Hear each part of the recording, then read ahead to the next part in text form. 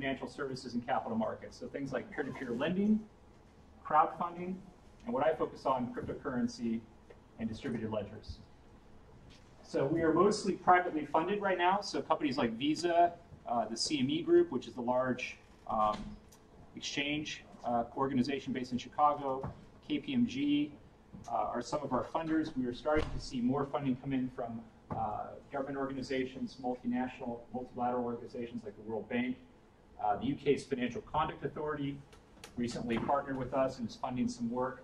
So we're starting to do work with regulatory bodies. But the thing I want to emphasize here is that all our research is entirely independent. Visa and any of these organizations, the UK government, et cetera, do not have any say in the research questions we ask or any of the editorial decisions about the content we produce. That's really important to us. But to do this work, we need money. It's not cheap. And so actually, I'm in the process this year, this is a brief advertisement, of looking for a multi-year funding commitment to continue to do work like this. So we're not out each year having to raise the sums that are needed to produce this great research that's really breaking new ground. We'll talk more about the key findings from this study a little bit later in the presentation. But that's a little bit about where I work. So here's what we're going to cover. It's a lot. So I'm going to give you an introduction. I know some people are blockchain ninjas now and don't need anyone to explain anything about any of this to them, but there's others who are still kind of coming to this. And I'm going to try to give you more of an economic perspective, all right, that hopefully is still helpful to those of you who know the technology really, really well. Talk about the study, give you a state of cryptocurrency, what I used to call the state of Bitcoin, but now have to call the state of cryptocurrency will become self-evident when we talk about the data. Then we'll go into what I do in executive education programs at the Judge Business School, which is what I call the blockchain use case interrogation. All right, so there's a lot of hype around blockchain. Obviously, we're going to interrogate some of these different use cases, see how they stand up under scrutiny. Talk about a piece of work that William and Barry Point and I have been working on. We look at the impact and adoption of blockchain in different industries, and then finally, kind of what's ahead, what the future holds. Okay, so first, who out here in the audience can tell me where money comes from? It grows on trees, right? In our minds. What about these banknotes in my pocket here? Where did these come from? Debt. Not quite. Not this one. But we'll come back to that in a minute. This comes from central banks, right? Governments, basically. Central banks are somewhat complicated institutions. Some of them are public-private type entities with complex kind of governance structures, but this is the stuff that's produced by central banks. I think you have to put the question differently, because the difference between the money and the value of the money. Because actually this paper comes from some printer.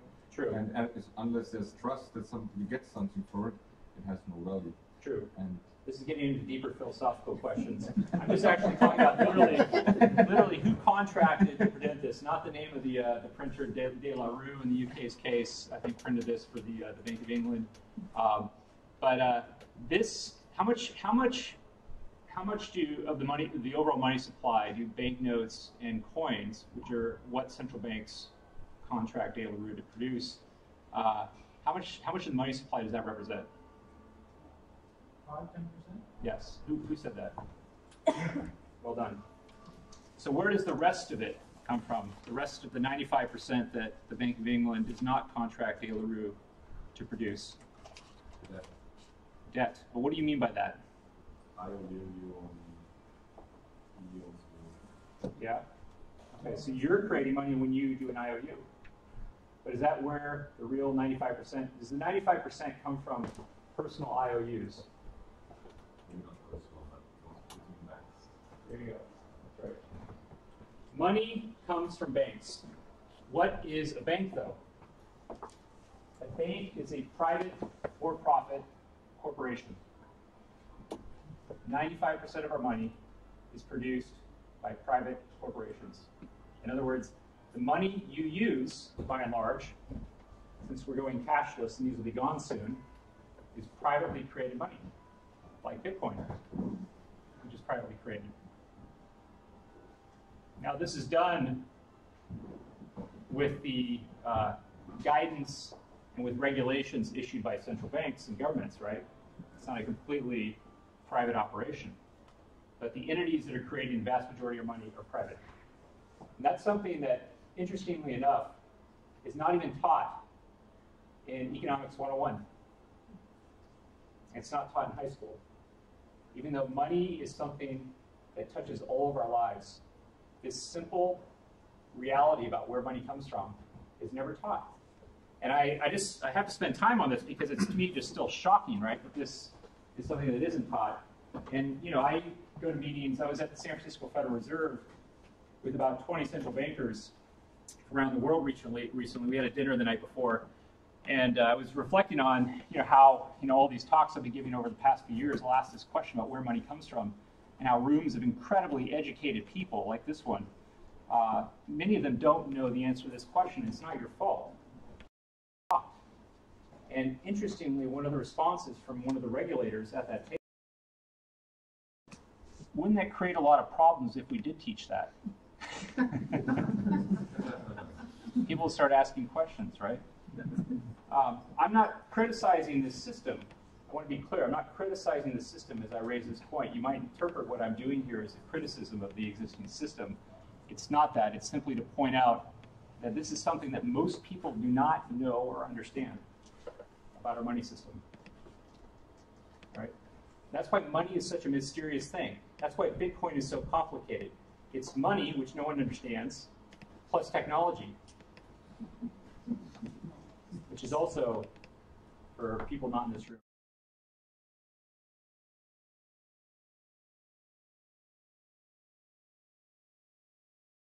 a while longer. So these are the kind of traditional definitions of the functions of money, all right? It's a medium of exchange, it's a store of value, it's a unit of account. These functions are not all equal. Many, many things can be a store of value, right? Your house, the artwork on your walls, those can be stores of value, right? Fewer things are an actual medium of exchange that you use to do transactions. But the most unique feature of money is this unit of account function. And that is the unit that goods and services in a place like Norway are priced in. That's what it means to be a unit of account, in essence. And using this definition, we can think about what is Bitcoin, what is cryptocurrency. Well, it's certainly a store of value, perhaps a very volatile one, right? And people are using it as a medium of exchange. They're buying things with it. But is it a widely used unit of account? If you go on dark websites, I don't spend a lot of time on them, but for research purposes, right? You'll see things priced in Bitcoin and Monero, et cetera, right? But the price or the quantity of Bitcoin or Monero that you need to supply to buy the goods or services on that site will adjust in real time often with the changes in the exchange rate. So in the UK following Brexit, the pound plummeted 20%, but the cost of my daily cup of coffee didn't go up 20%, right?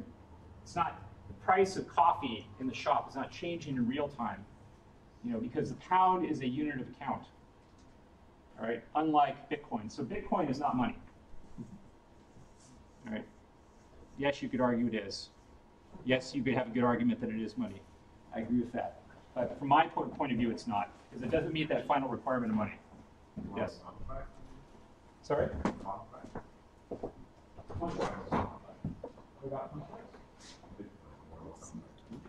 I think it's more of a store of value and medium exchange. Some people say that is what you need really to meet the definition of money. And again, they have a good argument.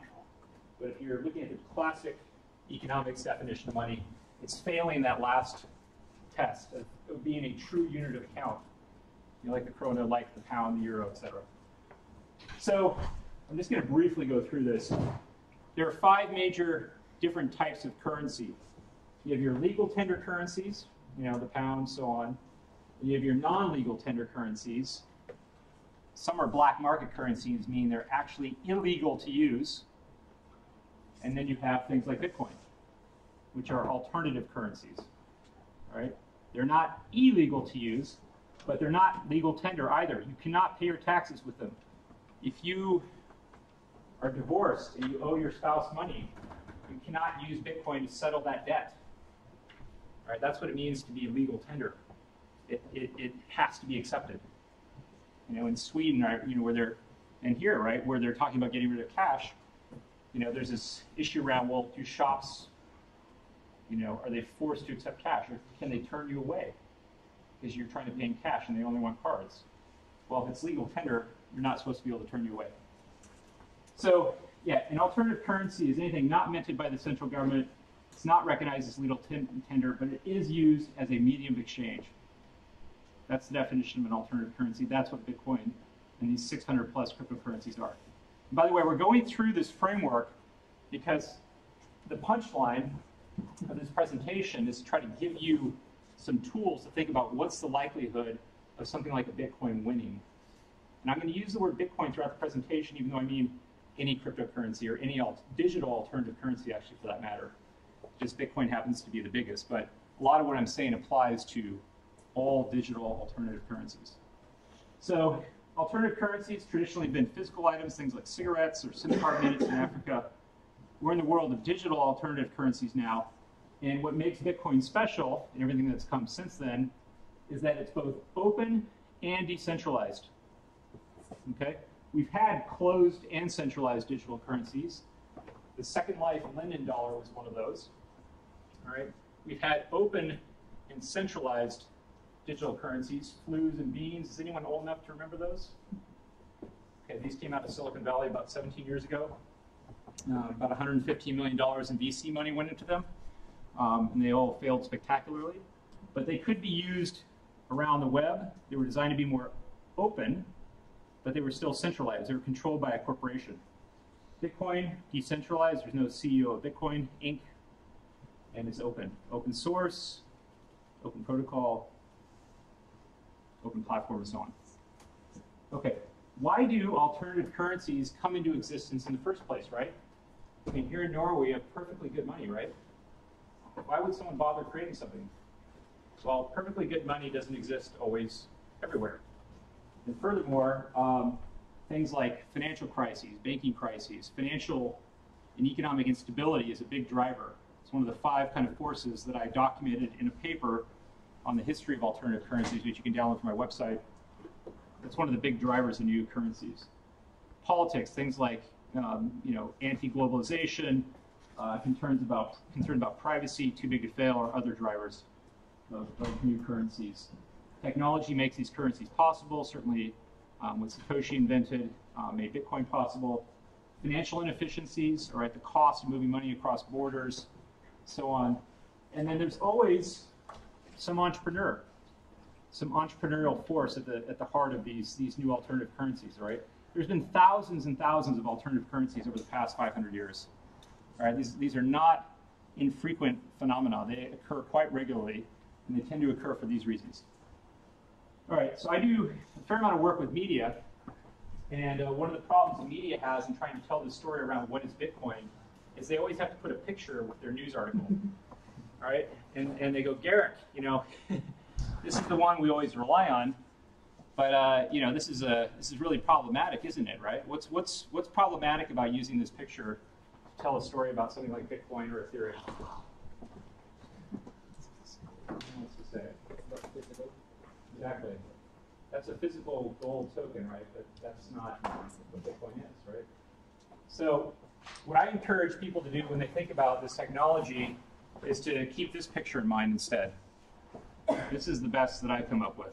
I'm happy to take other suggestions, but you know, a network of connected devices. That's a hard thing, right?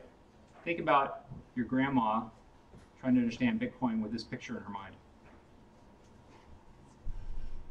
Not easy. Huge communication challenge, right? Huge communication challenge. And the media is how people come to know new things, all right? They don't come to know new things from me, you know, educators, sadly. I wish they did, but you know, some of them do, of course. But the media, mainstream media, is how people, by and large, come to know about what's happening, what something like Bitcoin is. And the media cannot explain it. because they're using the wrong pictures. Or the ones that are right are problematic or hard to wrap your heads around. Yep. I sometimes use torrents, since people are used to downloading things illegally and the technology being distributed and being able to actually use it for something constructive. How far off am I? In terms of using that as an example to explain it? Yeah, I think that's great, but does your grandmother... Perhaps. She uses Awesome grandma. It's Scandinavia after all, right? Email. I use email to explain it. You know, my mom uses cryptocurrency, and you know, email, and kind of, you've got a password, you've got an account, you log in.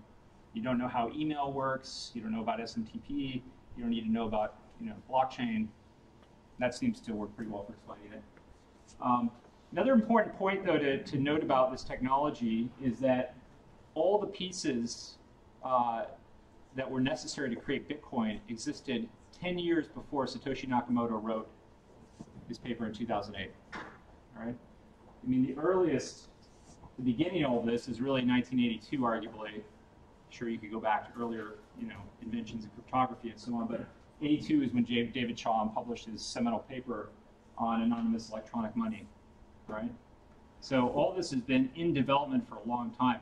It's interesting to think about that when we talk about the time scale for when things happen, all right? Think about when TCP/IP was invented by Vince Cerf and Bob Kahn in the early 1970s, right? Over 20 years passed before that was broadly commercialized and adopted, you know? Some of this stuff can take time, right? Getting away from the technology, though, what is cryptocurrency? What is blockchain? It's fundamentally, to me, a new trust and cooperation mechanism, a digital handshake. Right? If you strip away the nuts and bolts, the technology, this to me is what it really is. All right, the other thing that's really special about cryptocurrency and blockchain, and then we're going to start moving into kind of the current state of play here, is that it contains both an asset on a rail together. All right? So you can tell I spend a lot of time talking to people like kids, right? It's an integrated system, all right? It's an integrated system. Dollars, stock certificates, and bonds have traditionally been completely separate from the networks and exchanges they are traded on. They're distinct. Things like Bitcoin are fully integrated. That enables incredibly powerful applications, things like smart contracts, locks, all sorts of things, right? Because of this integrated quality. That's what's special about it. One of the many things that's special about it. As big as the PC and the internet, according to people like Mark Andreessen. 3 years ago in the New York Times, Andreessen wrote that Bitcoin reminded Sam of where the internet was in 1993, 3 years ago. So let's go forward 3 years in time in the 90s to 1996. Who was alive in 1996? A few people, hopefully. I was in Silicon Valley in 1996. I was working there in fintech. So in 1996, you already had companies like Cisco. World-beating internet companies already existed. All right? There's nothing like Cisco in today's blockchain world. Mark was wrong. You got the timing wrong. So, last point in the introduction I want to make about blockchain is that, and I think the economists did a nice job here pointing out that mundane, boring things can be incredibly powerful, right? Double entry bookkeeping accounting, right? I studied accounting in college. It's incredibly boring, all right? The joint stock company, you know, the lawyers love it, but not very many other people get excited about these things. Can provide incredible breakthroughs. These process improvements like blockchain can lead to incredible breakthroughs in the advance of capitalism in terms of innovation and supporting growth. Boring stuff can be quite powerful. Okay, so let's get into this recent piece of research that Cambridge released, which I said is free to download. So 114 pages. What is the point here? Why would you produce something that big? Well, we wanted to gather non-public data on what's happening with cryptocurrency. A lot of the analysis to date has focused on, you know, analyzing the blockchain, looking at patterns of transactions and so on, using statistics to say, okay, that looks like an exchange transacting with this dark market there. A lot of the most interesting data about cryptocurrency is not in the public domain. It's sitting inside companies, all right, whose users will transact with each other just on that company's platform, not on a public blockchain. So what's happening off-chain is very interesting. In addition, if you want to know how many people are using cryptocurrency, you cannot easily find that out by looking at a public blockchain. Who can tell me today how many people use Bitcoin? Take a guess. Does anyone have any idea? 1 million. 1 million. What's that based on? Intuition? Some past studies from your side. Okay. We'll go unnamed. That's one of the questions we wanted to answer. How many people are using this? But to answer that question, you actually have to get data from companies that have user data. All right? And furthermore, how many are actively using cryptocurrency? That's another really important question, right? So we collected data from over almost 150 companies and individuals. Individuals are mostly miners from all around the world, but a large population contributed data from Asia, the United States, also Europe. So very representative of kind of what's happening in the world.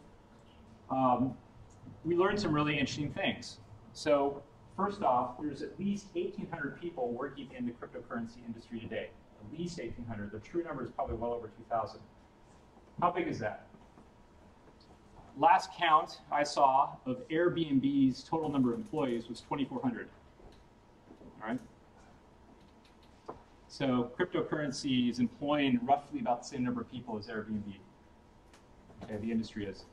You can also look at the valuation of Airbnb's last funding round, where they raised money at a $36 billion valuation. And you can look at the total value of all the cryptocurrencies in existence today, which is $30 billion. And then you add on top of that the value of private companies like Coinbase and others that are well-funded. And you can see, okay, it looks like cryptocurrency is creating a level of value on the order of Airbnb.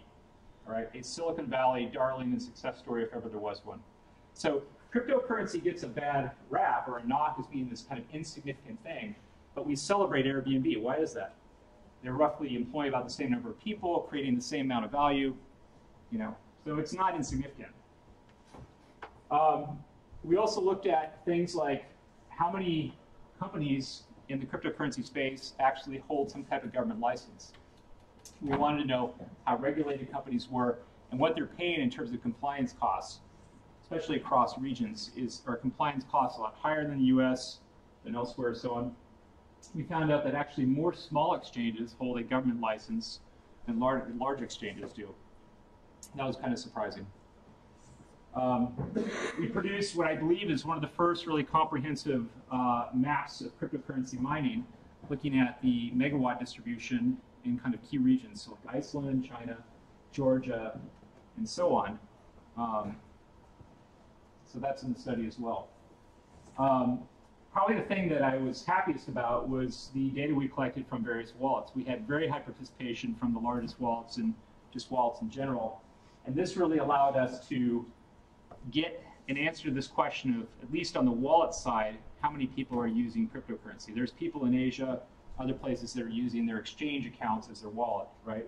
So we don't have the full picture here, but what we see is that today, the number of people actively using cryptocurrency is roughly equal to the population of Norway, at least in terms of wallets.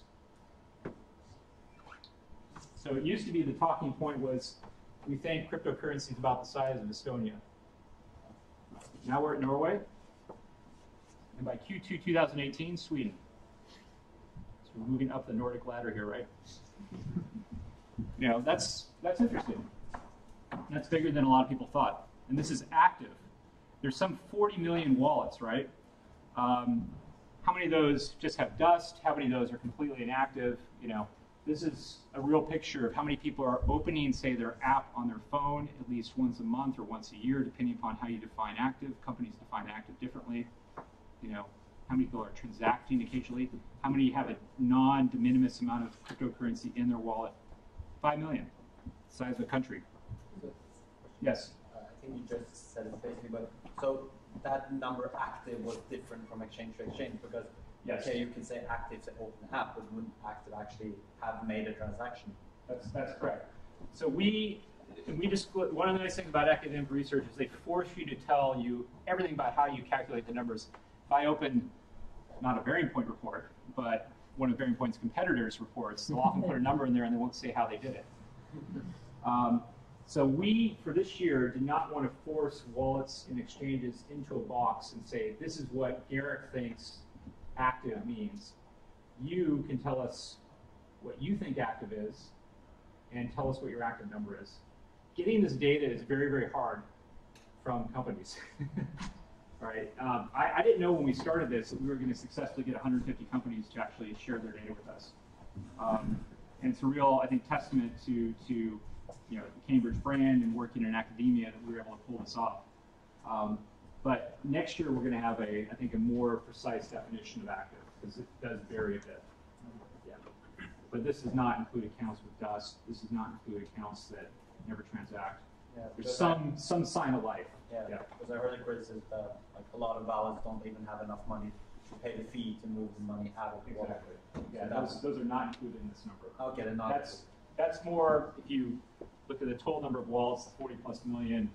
That's the other 35 million, or maybe some proportion of that. All right. Okay. So again, I used to call this section of the presentation the state of Bitcoin.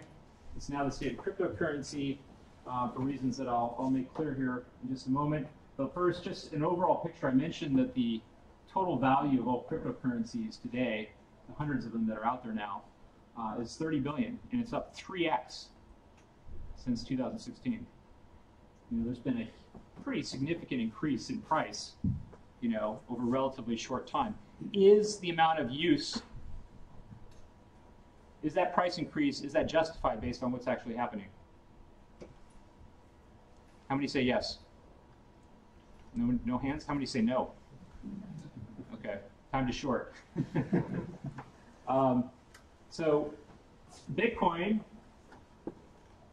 has been, you know, it's got a lot of kids, a lot of grandchildren even, right? This is kind of a picture of kind of the genealogical tree, if you will, of Bitcoin. We're starting to look at now how much of the value is in things that really aren't delivering any innovation, all right? And this is where I run the risk of offending some people, because one of you may have created an altcoin, and you're saying, oh, Garrick, how could you call my creation not innovative? But a lot of what's out there, right, isn't really an innovation on Bitcoin. It's a change of a parameter, like the supply, so on and so on, right? But what's interesting is all this innovative stuff that's going on where there's actually been real new things happening, right? Proof of stake, you know, smart contracts running natively on the Ethereum blockchain.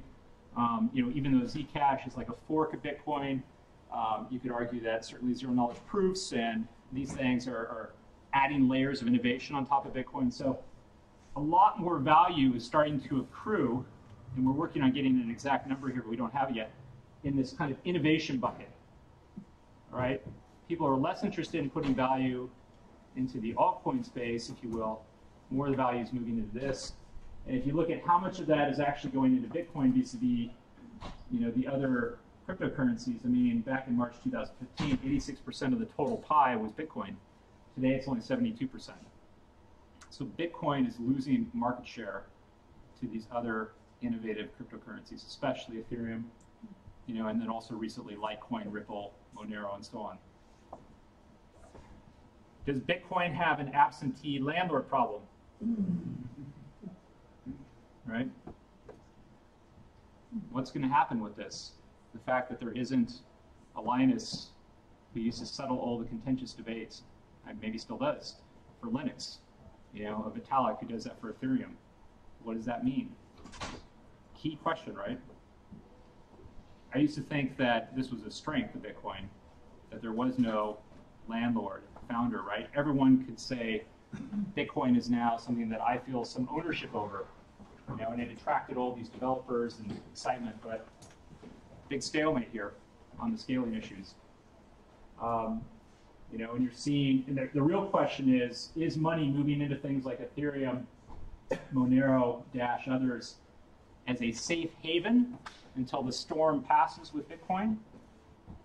All right? Or is this an indication that these currencies are gaining really sustainable adoption? If you look at the transaction figures, Bitcoin still has 6 times more transactions than Ethereum, and way more than Monero and Litecoin, which are hardly being used. All right? So this tells me that the action is still really around Bitcoin. And if you think about mainstream consumer adoption, how many of these cryptocurrencies can the average consumer keep track of? When the media is trying to tell this story, and they've already gotten Bitcoin on the radar screen of most people. A lot of people now, most people have heard of Bitcoin. Can consumers start to keep track of all of these? I'm not so sure. Okay, so let's move on now to the blockchain interrogation, or the interrogation of the use cases.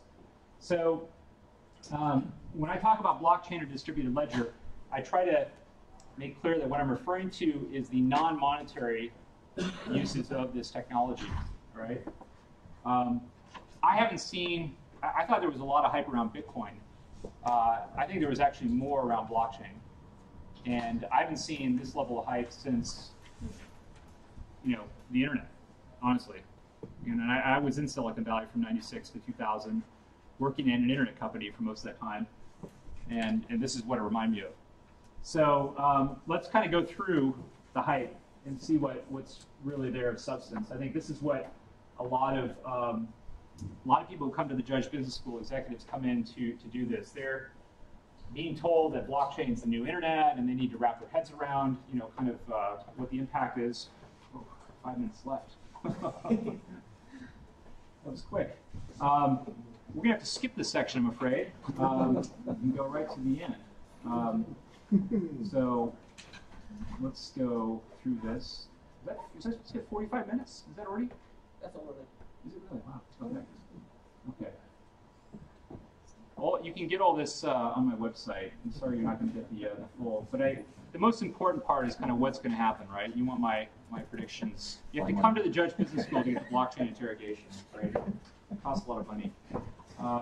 Okay, so is blockchain? Every industrial revolution, right, is featured a breakthrough in communication, energy, and transportation technology, right? Is blockchain, kind of the communication layer, if you will, for a 4th industrial revolution? It could be.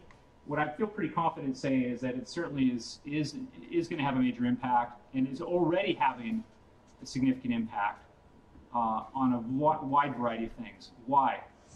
You just look at all the different things it touches, all right? And how cheaply and efficiently and trust-free it can be done, and it can have incredible impact. We don't know for certain that the reason why Western Union lowered their UK to Kenya money transfer fees from 7% to 5% is due to blockchain, but we think so. It's already having a big impact. 2% doesn't sound like a lot, by the way, but it actually is. It adds up to a big number. The real question is around this timing question. And as I mentioned earlier, I think Mark Andreessen already kind of blew it a little bit with the timing, right? But I don't know that Oliver Boostman, my former boss who used to run UBS's, was CIO at UBS and Allianz before that, I don't know that he got it right either in saying that it's more like 5-10 years away for capital markets, right? There's a couple of major things happening this year around deployment with DTCC, with what CME Group is doing, with the Royal Mint, that could expedite capital markets use cases. So it's really going to depend on how some of these early big initiatives, the Australian Stock Exchange as well, how those play out to, I think, know what's going to happen with capital markets. The more interesting question to me, and the one I'm going to wrap up on, is not so much is blockchain or DLT going to succeed, it's what's going to happen to cryptocurrency, what's going to happen to these digital alternative currencies like Bitcoin. And this is where we can go back and look at history, all right? So history suggests that regulation, which is a thing that a lot of people fear in the cryptocurrency community, is not a big risk. There's hardly any examples of cryptocurrencies, or sorry, alternative currencies in history getting killed by regulation. Right? Hardly any. There are a few, like free gold, but not very many. The bigger cause of death is lack of adoption. And that's really the story, historical story of alternative currencies, is that they rise and fall and die pretty quickly. All right, that's what history indicates. Why does that happen, all right? It happens for a lot of reasons, all right? But probably the biggest is this is one of the biggest right here, all right? The fact that if you aren't paid in something, there's always this extra step to have to go out and acquire it and to use it. How do you get over that burden, that hurdle? All right? The entrepreneur who starts the alternative currency, the technological breakthrough that maybe enabled it, the financial crisis that motivated people to switch to something, these things tend to pass, right? And the government adopts or co-opts maybe the technology and catches up to whatever innovation occurred.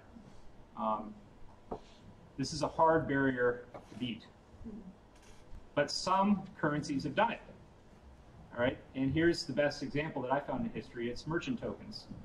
All right, for 200 years, these merchant tokens, which were created in England and other places, filled this big problem, small change. The fact that there wasn't enough pennies and half pennies in existence circulating to grease the wheels of commerce. So merchants created their own currency.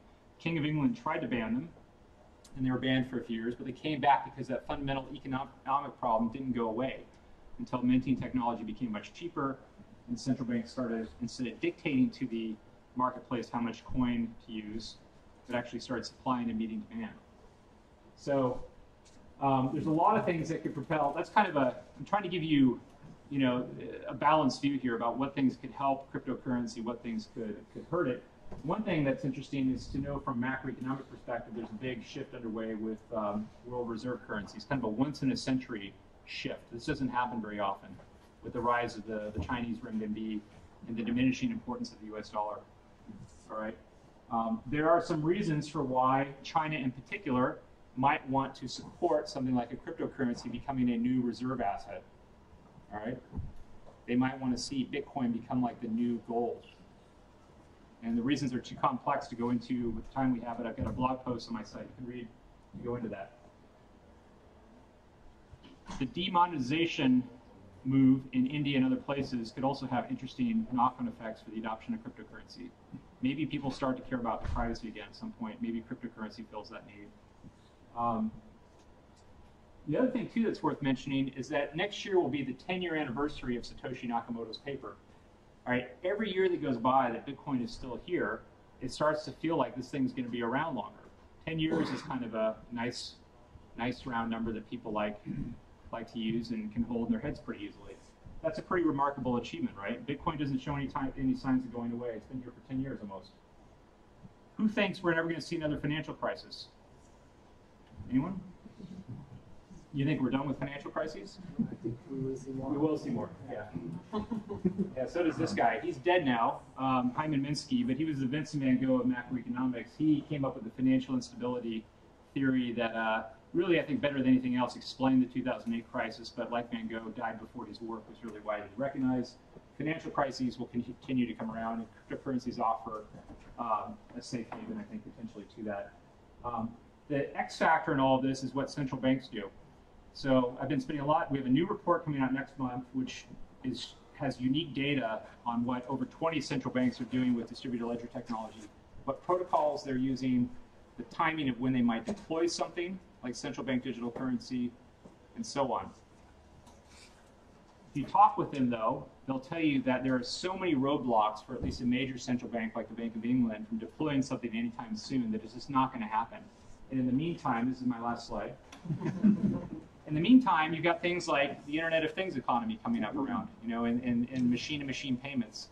And if you're think about it from a Silicon Valley, programmer's perspective, right? Are they going to wait around for these guys at the central banks to build the next generation payment system that they can, build on? Are they going to trust that payment system is going to have open APIs and be extensible and all these things? Are they going to go with open systems They're fully sensible and already here. You know, so if this takes off, machine-to-machine economy, you know, I think that could solve that problem of who gets paid with Bitcoin and why would you use it. Machines can get paid with it, and then they already have it. So, all right, that's it. Happy to take questions.